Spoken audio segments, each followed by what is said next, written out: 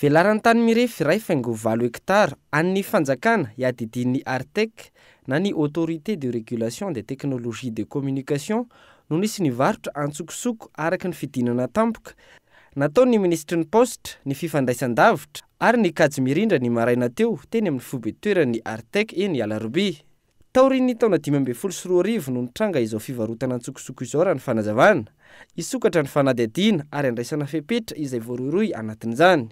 Tsy ataonay izay iverenany olo amin'ny ministerin'ny poste satria zavatra tany ngeza be ary tany manana valeur ngeza be io zavatra tokony omenany hita zay ho anaovana azy rehefa amin'ny manaraka any fa zavatra tokony héritage ho an'ny vahoaka ho an'ny zanaka aman-jafy fa tsy azo atao zany mivarotra tanina ministera zany amina olona tsotra na orinasa.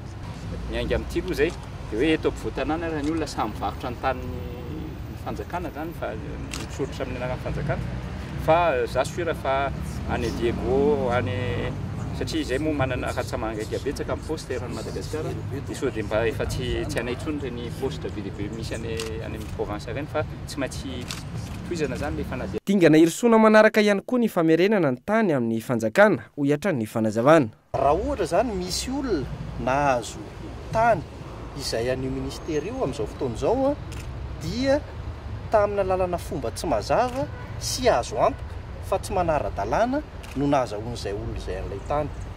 Ka rehefa zavatra tsy manara-dalàna dia zoan'ny ministera ny mitaky ny famerenana ny tany amin'ny ministera satria tsy azo ekena mihitsy ny hoe tany fanjakana, tany ministera dia ho alain'olona amin'ny zareo.